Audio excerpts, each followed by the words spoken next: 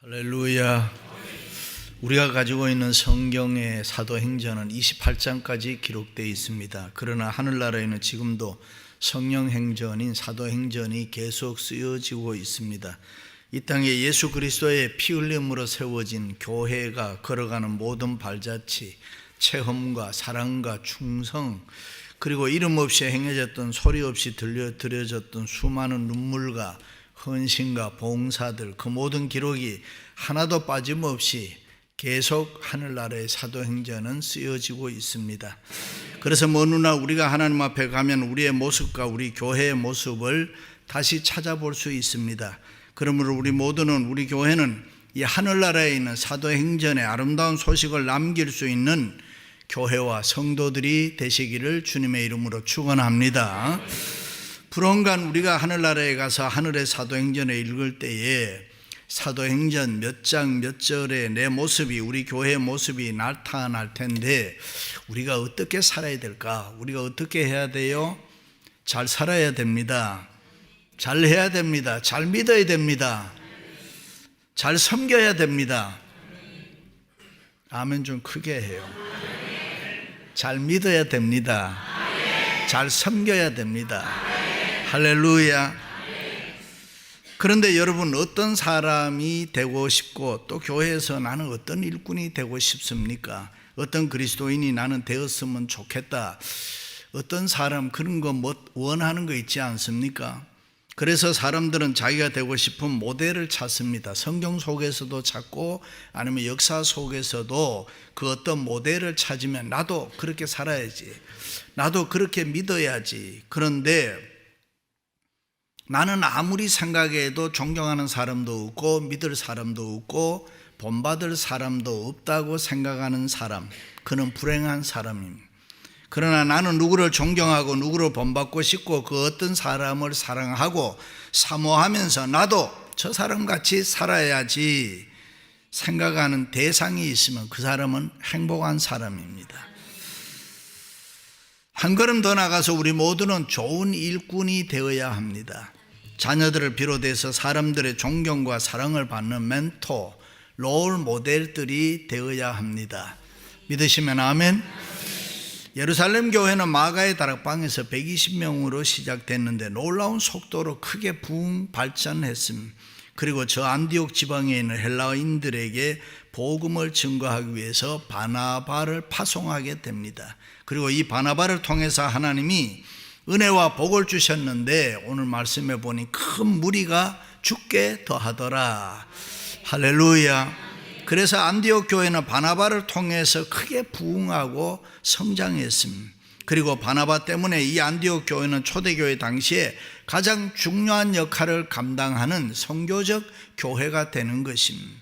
그리고 최초로 그리스도인의 이름이 붙여진 곳입니다. 그렇습니다. 우리 모두는 바나바와 같은 그런 일꾼이 되어야 할 줄로 믿습니다. 바나바처럼 주님이 필요로 하는 일꾼이 되고 우리 교회가 필요로 하는 일꾼들이 되어서 하나님 앞에 영광을 돌리고 교회 부흥에 크게 이바지하시기를 주님의 이름으로 축원합니다. 그럼 바나바는 어떤 사람입니까? 첫째는 바나바는 착한 사람이었습니다. 영어 성경에 보면 굿맨이라 그랬습니다. 선한 사람, 좋은 사람입니다. 바나바는 마음이 착하고 선했습니다. 마음이 꽁하거나 옹졸하지 않았습니다. 마음이 한없이 넓었습니다. 진실했습니다. 정직했습니다. 바나바는 다른 사람을 위로해주고 용기를 주고 격려해주는 사람입니다. 부정적이거나 비판적이 아니라 긍정적인 믿음의 소유자였습니다. 양보하고 사는 늘 겸손의 사람이었습니다. 한마디로 바나바는 좋은 사람, 신사적인 착한 사람이었습니다. 그렇습니다. 교회에서 바나바와 같은 좋은 일꾼이 되어야 됩니다. 그런데 좋은 일꾼이 되려면 먼저 내 마음이 착하고 선하고 좋아야 합니다. 매사를 비판적으로 보고 삐딱하게 보면 안 되는 것입니다. 바르게 보는, 좋게 보는 좋은 마음이, 착한 마음이 있어야 합니다. 할렐루야. 사도 바울은 철저한 바리새인이었습니다. 율법주의자로서 처음에는 자기 생각이 항상 옳고 자기 신앙이 절대적이라고 알았습니다. 그래서 예수 믿는 사람들 자기 신앙과 다르다고 해서 붙들어다가 옥에도 가두고 많이 죽였습니다. 스데반을 죽이는데도 동참했잖아요. 그리고 저 멀리 다메섹에 예수 믿는 사람들이 많다고 하니까 그 소식 듣고 다메섹을 향해 갑니다. 그런데 그 도중에 예수님을 만나게 됩니다. 그리고 예수님을 만났을 때에 이 바울이 완전히 깨졌습니다. 완전히 달라졌습니다. 다른 사람으로 바뀌었습니다. 새로운 사람, 착한 마음의 사람이 됐습니다. 흔히들 우리가 중생이란 말은 born again, 악한 마음이 없어지고 착한 선한 마음이 되었다는 것입니다. 율법주의, 따지고 계산하던 사람이 은혜주의, 이해하고 평화로운 사람이 됐다, 그 말입니다. 히브리서에 보면 우리가 은혜를 받아야 되는데 이 쓴뿌리 삐딱한 마음이 있으면 은혜를 받지를 못한다 그랬습니다. 그렇습니다. 교회가 부흥하려면 이 매사를 착하게 보는, 선하게 볼 줄 아는 사람이 많을 때에 그 교회가 부흥할 줄로 믿습니다. 그렇습니다. 바울이 변화돼서 예수 그리스도가 하나님의 아들이요 인류를 위한 메시아라고 담대히 복음을 증거했습니다. 그런데 이것을 보고 유대인들이 바울을 시기하고 미워했습니다. 심지어 유대인들 가운데는 바울을 죽이려고 했습니다. 그래서 다메섹에 있는 성도들이 밤중에 바울을 광주리에 담아서 성 밖으로 피신하게 해서 살아나서 그 길로 예루살렘에 갔던 적도 있습니다. 그런가 하면은 그 당시 많은 사람들이 바울이 율법주의자에서 이렇게 바뀌었단 말이죠. 변화됐단 말이죠. 그것을 보고 믿어주지를 않았습니다. 과거에 바울이 너무 독하게 예수 믿는 사람들을 핍박했기 때문에 그가 예수 믿고 변화되었다는 그의 말을 잘 안 믿어줬습니다. 그런데 바나바는 이 바울을 믿어주었습니다. 그의 착한 성품으로 바울을 신뢰해주고 그의 말을 그대로 인정해 주었습니다. 그때 다른 사람들이 이 바나바의 모습을 보고 바나바가 바울을 믿어주는 것을 보고 바울을 믿어주기 시작했습니다. 그렇습니다. 우리는 때때로 어떤 사람의 과거를 쉽게 이야기할 때가 있습니다. 이민교회는 특별히 그런 경우가 많죠. 선입견이 아주 강합니다. 그 사람 과거에 어떤 사람이었는데 저 사람 결혼 몇 번 한 사람, 사기꾼, 도적놈, 깡패, 하여튼 여러 가지 그런 선입견을 가지고 있는데 그러지 말아야 됩니다. 교회 안에서는 우리는 늘 조심해야 됩니다. 많은 사람들이 어렵고 힘든 이민생활을 하면서 위로받고 사랑받고 싶어서 교회 나오지 않습니까? 그런데 함부로 말해서 오히려 상처받고 교회를 떠나가는 사람들이 있다 이 말입니다. 그러므로 우리는 바나바와 같이 늘 겸손하고 온유하고 다른 사람들을 믿어주고 위로해주고 포용할 줄 아는 착한 사람이 많아야 될 줄로 믿습니다. 그렇습니다. 우리는 상대방이 내 인격, 내 마음, 내 자신을 믿어주기를 바랍니다. 다 나를 이해해 주기를 바랍니다. 그런데 아이러니하게도 나는 다른 사람을 그렇게 대하지 않습니다. 여기에 모순이 있는 것입니다. 우리가 다른 사람을 믿어주고 이해하고 격려해 주지 않기 때문에 우리가 사는 이 세상이, 우리 주위가 너무 삭막하고 고통과 슬픔이 많이 있습니다.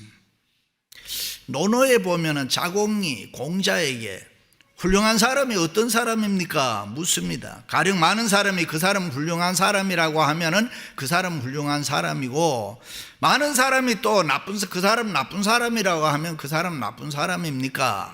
물었더니 공자는 아니다라고 했습니다. 그러면 어떤 사람이 훌륭한 사람입니까? 물었더니 훌륭한 사람이 훌륭하다고 하면은 그 사람 훌륭한 사람이고, 나쁜 사람이 그 사람 나쁜 사람이라고 하면 그 사람은 훌륭한 사람이다, 좋은 사람이다. 그렇습니다. 우리는 마음으로 활짝 열고 이 넓은 안목으로 이 세상을 살아가야 할 줄로 믿습니다. 힘든 일이 있어도 어려운 일이 있어도 그냥 마음 편하게 좀 살자. 예수 믿는 사람들이니까. 사람은 완전할 수 없습니다. 우리에게 있는 모든 문제 다 해결하고 살라고도 하지 마세요. 병에 걸려도 그냥 같이 살자. 암덩어리가 5인치다 7인치다 그런데 그걸 깨끗하게 딱 잘라내고 살자, 그러지 말고 그냥 같이 살자. 더 크지는 말고 그냥 함께 살자는 것입니다. 함께 사는 훈련을 우리가 해야 되는 것입니다. 허리 아프다고 40년 고생한 사람들도 있어요. 그런데 허리 튼튼하다고 했던 사람들이 허리병으로 금방 죽는 경우도 있습니다. 그렇습니다. 우리에게 있는 여러 가지 문제를 다 해결하려고 하지 말고, 겁내지도 말고, 문제가 있으면 문제를 품고 살자. 세상에 문제가 많아도 우리는 구원받은 하나님의 백성이기 때문에 언제나 행복하게 살아야 되고, 몸과 마음이 건강하게 살아야 되고, 다른 사람에게 기쁨을 주고 소망을 주고 기분 좋게 해주고 삶의 생기를 주어야 할 줄로 믿습니다. 그렇습니다. 우리가 상대방에게 기분 좋게 하고 용기를 주려면은 먼저 내 마음이, 우리 마음이 바나바처럼 깨끗하고 착하고 이해심이 많이 있어야 됩니다. 이해란 언더스탠딩이라 상대방 입장에 선다는 말 아닙니까? 상대방 입장에 서면은 이해 안 될 게 아무것도 없지, 모든 게 다 해결되는 것입니다. 예수님이 이 땅에 계실 때 모든 인간들 다 이해해 주었습니다. 간음하는 여인을 이해해 주었습니다. 형식적인 종교 생활에 고민하는 니고데모를 이해해 주었습니다. 위선적 부자 청년의 정신적 갈등도 이해해 주었습니다. 물질적 욕망과 습관된 부정에서 헤어나오지 못하는 삭개오도 이해해 주었습니다. 주님을 부인한 베드로도 이해해 주었습니다. 동전 두 입을 헌금하고 부들부들 떨고 어쩔 줄 몰라 하는 과부도 이해해 주었습니다. 그렇습니다. 예수님이 이 땅에서 그 어떤 인간도 안 된다고 포기하지 않았습니다. 모두 다 이해해 주었습니다. 그리고 기쁘게 살아라, 감사하며 살아라, 소망이 넘치는 삶을 살아라, 그렇게 말씀했습니다. 우리 부모님들이 가끔 자녀들에게 공부하는데 좀 넓은 마음으로 이해를 좀 해줘야 됩니다. 공부하기 싫은 아이들 특별히 있죠. 그런 아들도 이해를 해줘야 됩니다. 말썽꾸러기들 있죠. 속 썩이는 아이들, 그런 아이들도 이해를 해줘야 돼요. 그들이 뭐 누구를 닮았겠어요? 바나바는 사람을 볼 때에 그 사람의 과거는 보지를 않았습니다. 마가가 처음에 선교여행할 때 힘들다고 포기하고 집으로 돌아갔으면 큰 실수를 범했습니다. 그러나 바나바는 그 돌아간 마가를, 실수한 마가를 이해하고 그에게 한 번 더 기회를 주어서 훌륭한 교회 일꾼이 되게 했습니다.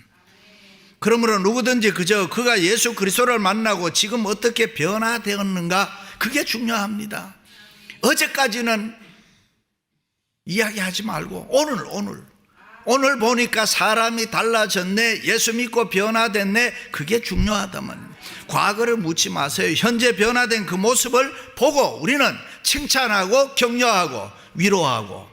할렐루야. 바이어스라는 법칙이 있습니다. 바이어스란 경사진 비탈을 내려가는 공이 지구 중력에 의해서 굴러 내려갈 때는 갈수록 속도가 더 많이 빨리 붙는다, 그런 이야기입니다. 이 원리가 심리학에서도 적용이 되는데, 흔히 우리가 바이어스에 걸렸다라고 말을 할 때에 우리의 생각이 경사진 비탈로 굴러 떨어질 때와 같이 잘못된 생각에 속도가 붙어서 사람이 변하는 걸 말하는. 그러므로 대체로 이런 바이어스에 한번 걸리면은 누구든지 정상적 판단력이 상실돼 버립니다. 그래서 남의 비판이나 충고를 절대로 듣지를 않아요. 그래서 시험 든 사람들한테 가서 어쩌고 저쩌고 말하면 하나도 안 듣습니다. 자기 말이 옳다고 했기 때문에. 바이어스 때문에. 그렇습니다. 오늘 우리는 바나바와 같은 선하고 착한 마음의 일꾼들이 되어야 할 줄로 믿습니다. 그런 사람이 많을 때 우리 교회는 저절로 부흥하게 되는 것이고 사랑이 넘치는 좋은 교회가 될 줄로 믿습니다. 할렐루야. 두 번째, 바나바는 성령의 사람이었습니다. 바나바는 성령이 충만한 사람이었습니다. 바나바의 마음속에는 예수 그리스도의 영, 성령이 살아서 역사했다. 성령이 충만했다. 이 충만했다는 말은 흘러 넘쳤다, 그 말이에요. 그러므로 성령이 충만하면 본질적으로 사람이 새로워지는 것입니다. 기쁨이 넘치고 힘이 넘치고 감사가 넘치고. 믿으시면 아멘. 베드로는 보잘것없는 계집종 앞에서 부들부들 떨었습니다. 어떻게 해서라도 꽁무니 빼고 달아날 궁리만 하고 살 궁리만 했습니다. 그러던 베드로가 성령이 충만한 성령이 사람이 되었을 때에 생명 내걸고 죽으면 죽으리라 예수 그리스도를 증거하는 사람으로 변화되었습니다.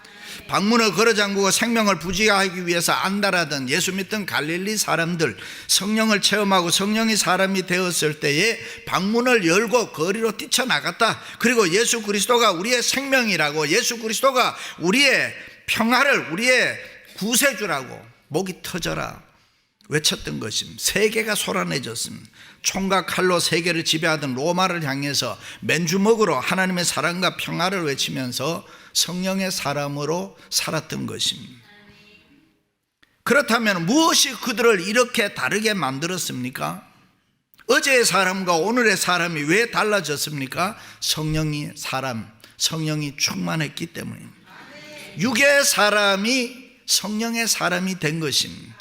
그렇습니다. 우리들도 바나바와 같이 성령의 사람 되시기를 바랍니다. 성령의 기름 부음이 있으시기를 바랍니다. 충만하시기를 주님의 이름으로 축원합니다. 할렐루야. 성령이 충만하면 두 가지 현상이 나타납니다. 하나는 복음 증거합니다. 예수 그리스도를 증거하고 예수 그리스도를 자랑합니다. 오직 성령이 너희에게 임하시면 너희가 권능을 받고 예루살렘과 온 유다와 사마리아와 땅끝까지 이르러 내 증인이 되리라. 오순절날 예수님의 제자들이 성령 충만 받았을 때에 사람들에게 예수님을 담대하게 증거했습니다.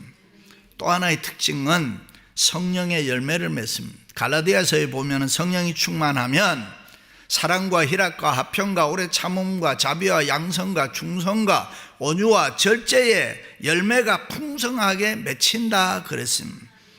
그렇습니다. 오순절날 제자들이 성령으로 충만했을 때에 자기 재산 모두 다 팔아가지고 교회 갖다 바쳤습니다. 그리고 가난한 사람, 불쌍한 사람들을 어떻게 하더라도 도우려고 했습니다. 이때 대표적인 사람이 누구냐 하면 바나바입니다. 바나바는 성령의 사람이었기 때문에 물질에 대한 욕심이 많지를 않았습니다. 그의 마음에는 예수님의 사랑으로 충만했기 때문에 이 주님의 사랑을 실천하기 위해서 힘썼던 것입니다. 그가 얼마나 사랑의 사람이었나 하면은 바울이 고린도전서에서 사랑을 이야기할 때 이렇게 이야기합니다. 사랑은 오래 참고, 사랑은 온유하며, 사랑은 투기하지 아니하며, 사랑은 자랑하지 아니하며, 사랑은 물에 행치 아니하며, 뭐 이래 사랑은 이렇게 쭉 이야기를 하는데, 사랑을 노래하는데 바울이 누구를 생각하면서 누구를 모델로 해서 이런 사랑을 이야기했을까, 설명했을까? 많은 학자들은 바나바라고 이야기합니다. 마지막으로 바나바는 믿음의 사람이었습니다. 그가 이르되 하나님의 은혜를 보고 기뻐하여 모든 사람에게 굳건한 마음으로 주와 함께 머물러 있으라. 옛날 성경에 보면 죽게 붙어 있으라. 붙어 있으란 말 무슨 말인지 쉽죠? 바나바는 환난과 핍박과 어려움이 있어도 굴하지 않았다. 너희들은 굳세 믿음을 가지고 주님 예수님께 붙어 있으라. 머물러 있으라. 바나바는 믿음이 충만한 믿음의 사람이었습니다. 초대교회 성도들은 모두가 믿음이 충만했기 때문에 매를 맞았습니다. 감옥에 갇혔습니다. 그런데 그때도 기뻐하고 즐거워하고 기뻐했다. 그렇습니다. 우리의 삶의 성공과 실패는 뭐에 달려있느냐? 믿음에 달려있다고 합니다. 바다에 빠지느냐 안 빠지느냐? 믿음에 달려있습니다. 베드로가 바다 위를 걷다가 물속에 빠졌습니다. 그때 예수님께서 하신 말씀이 건져주면서 믿음이 적은 자여 왜 의심하느냐? 요 믿음 가지고 책망했습니다. 그러나 베드로는 그 적은 믿음, 물에 빠져있는 믿음 가지고 그대로 있지 않았습니다. 그대로 살지 않았습니다. 그 믿음을 계속 키워나갔습니다. 나중에는 순교까지 할 수 있는 믿음이 충만한 사람이 되었습니다. 할렐루야. 주여 나에게 믿음을 더하소서. 위너 이펙트라는 말이 있습니다. 승자 효과는 우리말로 그렇게 볼 수 있습니다. 동물의 세계에서 보면 제일 강자가 암컷을 차지합니다. 가끔 보면 그런데 중간 놈들은 눈치를 설서 보면서 주위를 맴돌아 그래도 꼼짝을 못합니다. 그런데 중간 놈들이 서로 싸움을 자꾸 하다 보면은 그 중간 놈들이 힘이 생깁니다. 힘이 생기면은 나중에 제일 강한 놈에게 붙어가지고 이기는 경우가 있습니다. 그게 승자 효과라는 말입니다. 믿음의 능력은 계속 반복해서 생각하고 행동할 때에 승리를 맛볼 수 있다. 왜 우리가 잘 안 되느냐? 이 승자 효과를 모르니까 그냥 낙심하고 포기하기 때문입니다. 성도는 이 세상을 살아갈 때에 승자 효과를, 위너 이펙트를 자주 경험해야 됩니다. 그것이 상식화되게 만들어야 되는 것입니다. 우리의 믿음이 성장해서 계속 올라가서 믿음으로 세상을 정복할 만큼이 돼야 되는 것입니다. 그러므로 우리는 믿음의 프로가 되시기를 주님의 이름으로 축원합니다. 예수님께서 공생의 마지막 사역을 할 수 있는 갈릴리 사역을 다 끝내시고 예루살렘으로 올라가실 때에 몇 사람의 제자들과 무리들이 예수님을 따라 나서면서 주여, 주께서 어디로 가시든지 우리도 따르겠습니다. 주님 따르겠다는 것입니다. 그런데 지금 예수님께서는 십자가 지시고 인류 구원하시기 위해서 예루살렘에 올라가시는데 죽으러 올라가신단 말이죠. 절대로 쉬운 길이 아닙니다. 예수님 따라가는 길이 십자가 지고 죽는 길인데 그게 쉽겠습니까? 그런데 그 길을 제자들과 무리들이 따르겠다고 하니까 예수님께서 참으로 얼마나 고마운 일입니다. 그들의 열심, 사랑, 용기가 대단한 일 아닙니까? 그런데 그때 예수님께서 여우도 굴이 있고 공중의 새도 집이 있으되 인자는 머리 둘 곳이 없다. 이게 도대체 무슨 말이냐 하면, 너희들이 나를 따르겠다고 하는 생각은 고맙지만은 그게 그렇게 쉬운 일이 아니다. 그것은 어려운 일이다. 때로는 핍박과 환난을 각오해야 되고 때로는 죽음도 각오해야 된다. 조롱과 멸시와 천대가 있다. 숱한 어려움을 다 각오해야 된다. 그렇습니다. 예수 믿는다는 거 쉬운 거 아니죠. 교회 생활 쉽다고 생각하면은 문제 많이 있습니다. 교회 섬기는 거 결코 쉽지 않습니다. 수많은 어려움을 각오해야 됩니다. 그렇습니다. 교회 일꾼들은 주님을 위해, 교회를 위해 힘들고 어려운 일을 믿음으로 각오해야 되고, 그러나 그것이 얼마나 영광스러운 일이고 축복된 일인가는 나중에 보면 알게 되는 것입니다. 할렐루야. 사랑하는 성도 여러분, 바나바처럼 착한 사람, 성령의 사람, 믿음의 사람들이 되어서 하나님께 영광을 돌리고 교회 부흥에 크게 이바지하시기를 주님의 이름으로 축원합니다.